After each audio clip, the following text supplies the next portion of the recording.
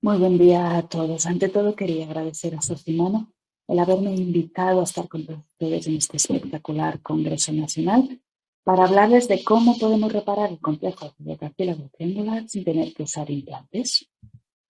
Como todos ya sabemos, el complejo fibrocartílago triangular consta de dos partes diferenciadas anatómica y funcionalmente: su porción superficial, distal, y su porción profunda o proximal. Por ello, veremos cómo reparamos sin implantes primero la porción superficial, luego la porción profunda.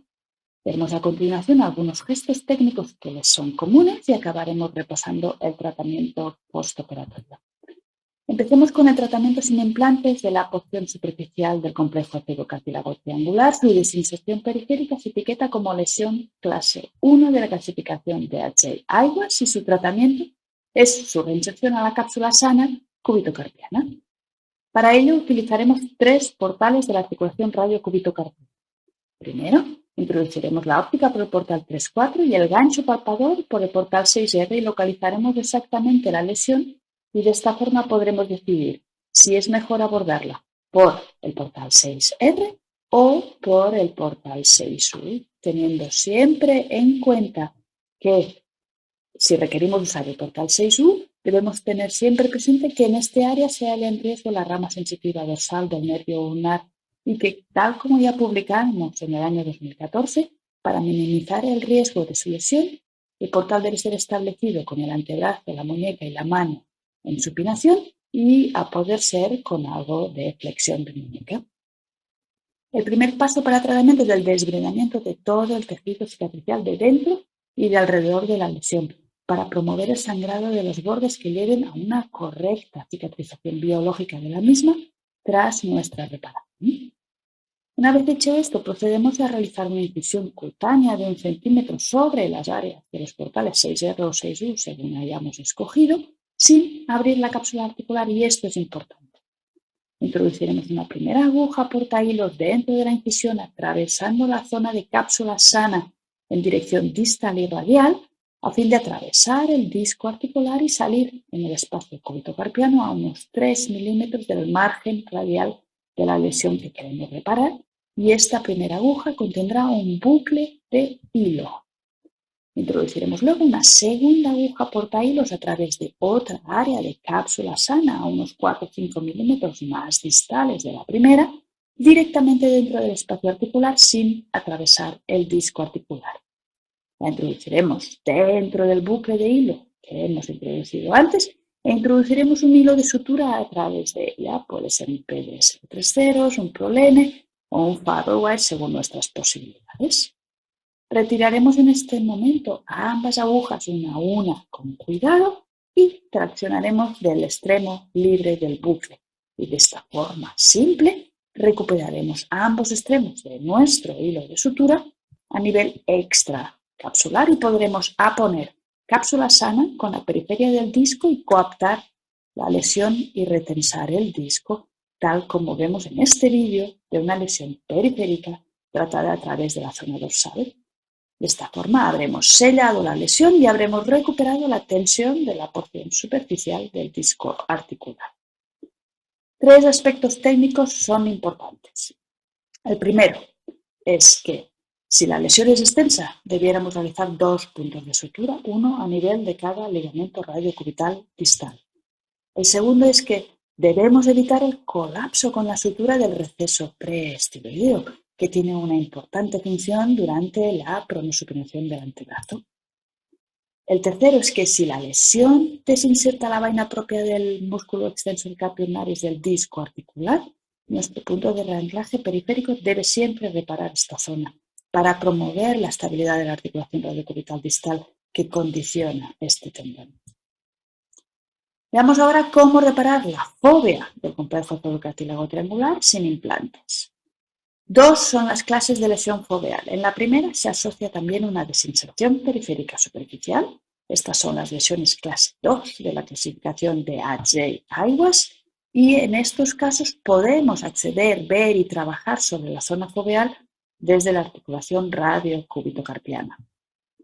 En los otros casos, la lesión foveal no se asocia a una desinserción de la porción superficial son las llamadas lesiones de clase 3 y solo podremos acceder a trabajar y ver la zona foveal a través de una artroscopia de la articulación radiocubital distal que nos permitirá un acceso claro a la inserción foveal del complejo de cigocartílago triangular, como en este caso donde pueden ustedes apreciar una fovea normal.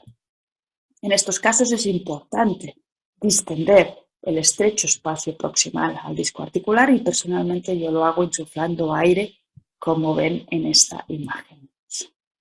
Para reinsertar la porción proximal del complejo cigocartílago triangular debemos dominar 5 portales, 2 de la articulación radio-cúbito-carpiana y 3 de la articulación radio-cubital distal.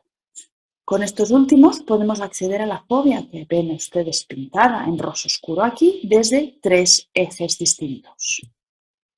El primer portal de la articulación radiocubital distal es el foveal directo, coloreado aquí en verde, y que se halla 1 centímetro proximal al portal 6U, y para establecerlo debemos colocar el antebrazo en supinación para que la estiloides del cúbito rote a dorsal y no nos tapone la entrada al compartimento cúbito-carpiano.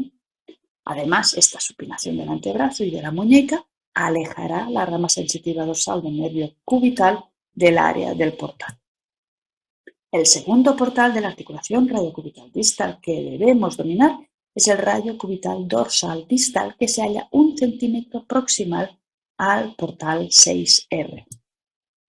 Y por último, el tercer portal es el volar ulnar que se halla en el borde volar y ulnar del tendón distal del músculo flexor carpi ulnaris. Es un portal seguro, alejado tanto de la rama sensitiva dorsal del nervio ulnar como del propio paquete vasculonervioso ulnar.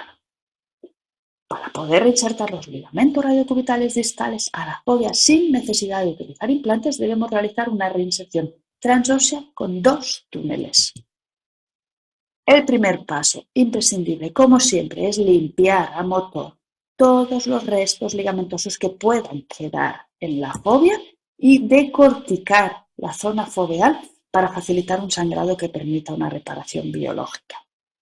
El segundo paso imprescindible es asegurar que los túneles abocan a la zona foveal marcada aquí en rojo, que se halla en la base de la estiloides del cúbito que vemos en rosa. Y para ello existen 3 trucos. El primero es hacer una incisión cutánea de más o menos 1,5 centímetros a 1 centímetro de la punta de la estiloides cubital. Aunque debemos ser cautos, a priori en esta zona ya no debiéramos sufrir por la rama sensitiva dorsal del nervio cubital. Si angulamos nuestros túneles a 45 grados dentro de esta incisión en dirección distal y radial, lo normal es que salgamos directamente en la fovea. Otro truco es marcar con 2 agujas los bordes dorsal y volar de la estiloides cubital. Ello nos dará una orientación espacial de la ubicación de la fovea. Y si no nos sentimos seguros, podemos hacer nuestros túneles bajo control directo de la escopia, que habremos colocado en posición horizontal paralela al suelo y nosotros manteniéndonos entre los brazos del arco. Perforaremos 2 túneles paralelos con 2 agujas de Kirchner de 2 milímetros hasta que los veamos aparecer en la fovea, ya sea por control artroscópico directo o bajo control escópico. Las retiraremos y las sustituiremos por 2 agujas espinales de 17 G con las que atravesaremos el disco articular. El disco está muy suelto y no siempre es fácil perforarlo en el lugar exacto que nosotros queremos. Por ello, es útil introducir un instrumento por el portal 6R para sujetarlo y ayudar a la salida de la aguja, y también es útil variar la prosupinación del antebrazo para modificar el punto de salida de la aguja sobre el disco. Por una aguja espinal introduciremos nuestro hilo y por la otra introduciremos un loop y extraeremos ambos conjuntamente al exterior a través del portal 6R. Introduciremos el hilo dentro del loop y traccionaremos del mismo desde la incisión cutánea del cúbito. De esta forma habremos obtenido un punto colchonero horizontal sobre la superficie distal del disco articular que podremos anudar fácilmente sobre la cortical de la diáfisis del cúbito. Tanto si reparamos la porción distal como la proximal del complejo fibrocartílago triangular, debemos tener en cuenta 6 aspectos técnicos importantes. El primero es que siempre que trabajemos en el margen ulnar del compartimento cúbito-carpiano, deberemos cerciorarnos de que mantenemos el antebrazo en supinación para facilitar la entrada a la articulación y proteger la rama sensitiva dorsal del nervio cubital.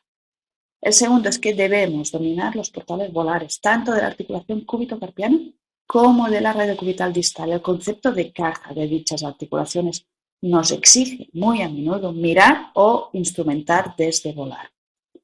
El tercero es que sin sangrado no hay reparación biológica y desbridar las lesiones antes de su reparación es absolutamente imprescindible. Y si el sangrado no es posible debido a desvitalización tisular, intentar una reparación es absolutamente inviable e ineficaz. El cuarto aspecto técnico importante es que antes de anudar nuestra reparación debemos asegurarnos de que el antebrazo se halle en pronosupinación neutra, para que de esta forma ambos ligamentos radiocubitales distales se hallen isodinámicamente tensados. Y además, como quinto aspecto importante, debemos aflojar la tracción antes de anudar para relajar los ligamentos cúbito-carpianos que se insertan sobre el ligamento radiocubital distal volar. Finalmente, el sexto aspecto técnico importante es que si tenemos dudas de si el paciente presenta una radiocubital inestable o no, procedamos siempre a una reinserción foveal y no nos conformemos con una periférica de la porción superficial. Ambas técnicas tienen un postoperatorio similar. Debemos limitar la pronosupinación del antebrazo durante 4 semanas. Sin embargo, a las 2 semanas postoperatorias el paciente puede iniciar movilidad de flexoextensión de la muñeca y movilidad en duck throwing. Y creo aconsejable evitar la pronosupinación contra resistencia de la muñeca y del antebrazo durante 3 meses.